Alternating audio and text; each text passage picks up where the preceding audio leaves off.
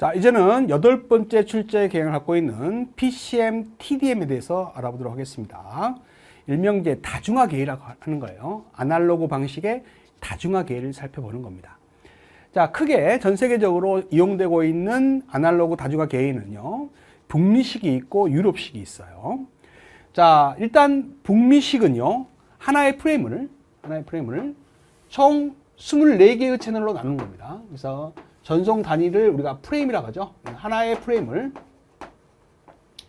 24개의 채널로 나눈다는 거죠. 그래서 총 24채널로 나눠요. 그래서 동시에 24개의 데이터를 한꺼번에 보내는 기술이죠.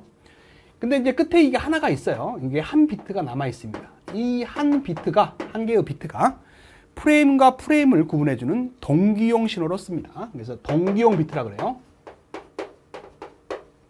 로 사용되고, 그 다음에 이 채널 안에 우리가 양자화와 부화를 8비트씩이에요. 8비트 양자화 부화를 한다 이 말이죠. 그래서 이 중에서 7개의 비트는 데이터를 전송하는 데 쓰고요.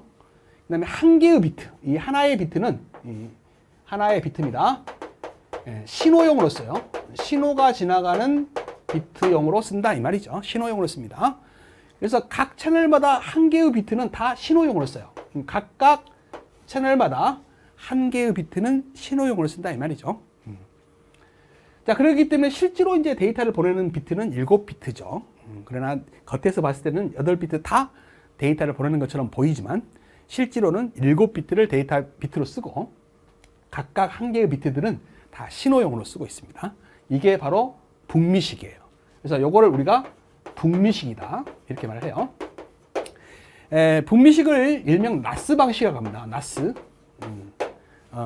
노스 아메리칸 아닙니까? 스탠다드 방식이다. 그래서 북미 표준 방식이다. 이렇게 말을 하는 거예요.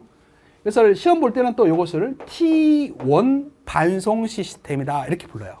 그래서 나스라는 용어도 알아둬야 되지만 T1 반송 시스템 이러면 북미식을 이르는 말입니다. 그래서 북미식은 총 24채널로 되어 있고요. 맨 마지막에 한 비트는 동기용으로 쓰는 비트다. 그 다음에 각각 채널마다 한 개의 비트는 신호용으로 쓰는 방식이다. 이렇게 알아두시고요. 유럽식은 하나의 프레임을요. 이 하나의 프레임이죠. 하나의 프레임을 32개의 채널로 나눠요. 그래서 한 채널 나누고요. 두 채널 나누고요. 세 채널 나누고 등등등 해서 가운데 채널을 16번 채널을 할 수 있겠죠. 또 나눈 다음에 맨 마지막에 32채널로 나눕니다. 그러면 유럽식은 32개죠. 32개의 데이터를 동시에 보내냐? 그렇진 않아요. 이 중에서 2개의 채널은 정보를 보내지 않고, 즉 음성을 보내지 않고 다른 용도로 씁니다. 자, 여기서 동기를 맞추는 비트 역할을 첫 번째 채널이 해요. 이 첫 번째 채널 전부 다 동기용 채널로 씁니다. 동기용 채널로 쓰고 있다라는 거죠. 그 다음에 16번 채널입니다. 한가운데 있는 채널. 이 채널을 신호용 채널로 쓰고 있어요. 채널로 쓰고 있습니다. 그럼 두 채널을 빼면 실제로는 30개의 채널을 음성 정보를 보내는데 쓴다라는 거죠.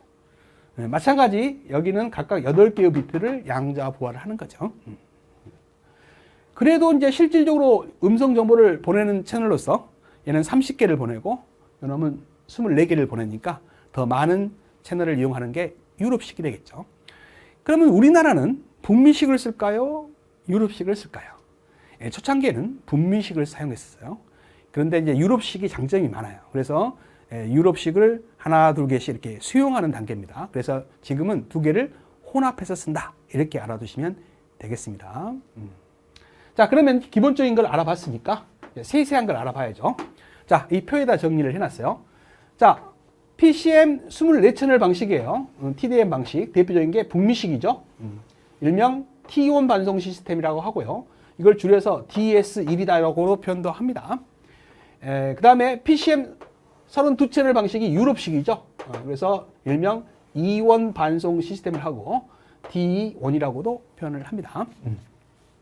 일단 표본화 주파수는 둘 다 음성일 때는 8kHz로 동일해요. 그 다음에 표본화 주기는요, 주기는 주파수분의 1이죠. 그래서 8000분의 1을 하면 125 마이크로세크가 됩니다. 그래서 알아두시고요.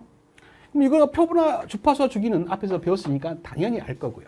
자, 여기서부터 한 프레임에 들어있는 음성 채널 수예요. 북미식은 24채널이 다 음성을 보내는 채널로 쓰고 있다고 했죠. 근데 여기는 두 채널 빠진다고 했어요. 한 채널은 뭐예요? 동기용 채널로 쓴다고 했죠. 또 하나의 16번 채널, 또 하나의 채널은 신호를 보내는 데 쓴다 그랬어요. 그러니까 총 30채널만 음성 채널로 쓰고 있다. 이렇게 알아두시면 되겠네요. 그 대신 북미식은 제일 마지막에 한 개의 비트를 이용해서, 여기죠. 한 개의 비트를 이용해서 동기를 맞추고요.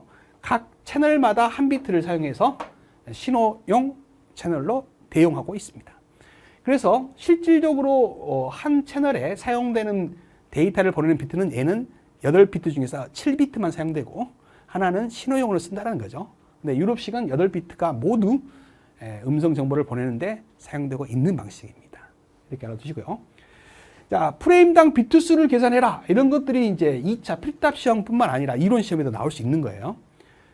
각 채널이 이제 24채널로 되어 있고 한 채널당 8비트로 양자와 부화를 하죠.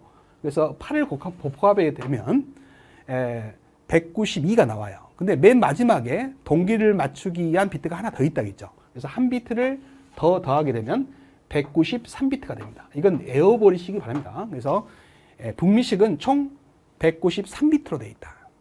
자, 유럽식은 선을 두 채널인데 한 채널당 8비트가 있으니까 곱하기만 하면 256비트가 나와요. 이것도 마찬가지로 외워버리시면 좋을 것 같아요. 그래서 193비트, 그 다음에 256비트로 되어 있습니다. 두 개를 비교해서 외워주시기 바랍니다. 자, 이런 것들은 좀 이제 정보가 좀 어렵죠. 어려운데, 어떻게 보면 뭐 어렵지도 않아요. 슬롯이라는 것은 한 채널을 나누는 걸 말해요. 그래서 슬롯, 타임 슬롯의 시간을 계산해 보자라는 거죠. 그러면 한 프레임이 전체 125 마이크로세크니까 얘는 몇 개의 비트로 되어 있어요? 193비트로 되어 있죠. 그래서 한 비트마다 슬롯이 사용되니까 193으로 나누면 하나의 타임 슬롯은 0.648 마이크로세크 정도 걸린다라는 거죠.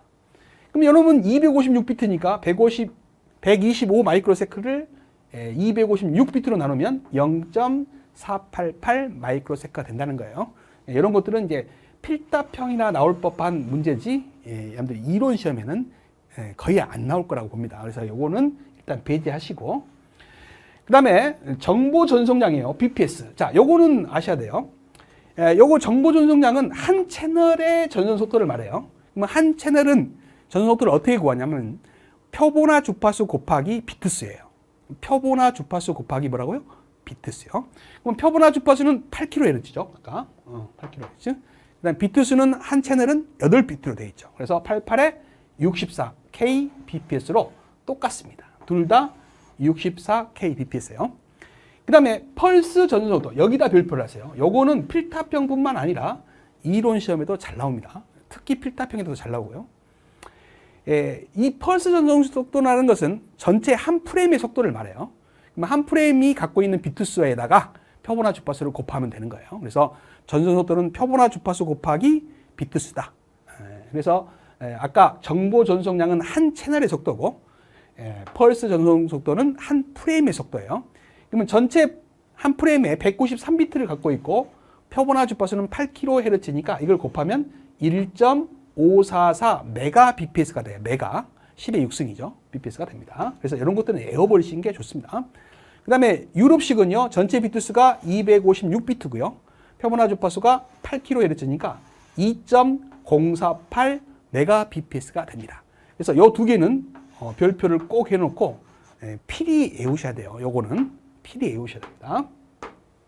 그 다음에 압축 방식이죠. 압신이라는 것은 압축과 신장을 말하는 거예요. 그래서 압축률을 나타내는 기호가 북미식은 뮤라는 기호를 씁니다. 뮤. 그래서 뮤 법칙이라고 하고, 압축률은 255짜리를 써요. 압축률입니다. 그 다음에 15절선식을 이용합니다.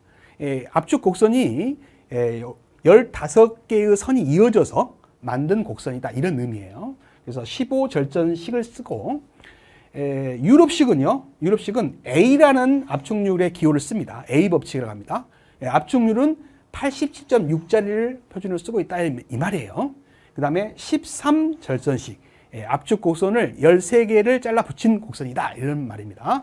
그래서 이런 것들을 이제 물어볼 수도 있는 거죠. 그래서 압축률을 나타내는 기호하고 압축률을 외워주시기 바랍니다. 북미식은 뮤에 255라는 압축률을 쓴다. 유럽식은 A에 87.6이라는 압축률을 쓴다. 알아두시기 바랍니다. 자, 그 다음에 이제 멀티프레임이에요. 한 번에 이제 몇 개의 프레임을 보내냐? 멀티프레임이라고 하죠. 얘는 10이에요. 얘는 16이죠. 이건 외우기 좋아요. 어떻게 외우냐면 채널 수의 절반입니다. 북미식은 24채널 방식을 쓰잖아요. 그걸 절반으로 나눠보세요. 12가 나오죠. 이건 32채널 방식 아닙니까? 절반 나누면 16이 나오죠. 그래서 멀티프레임 수는 채널 수의 절반이다. 이렇게 외우면 외우기가 쉽겠죠. 자, 개념 확인 문제로 넘어갑니다. 자, 여기처럼 T1 반송 시스템이라고 나온 거예요. T1 전송 시스템. 그러면 뭐예요?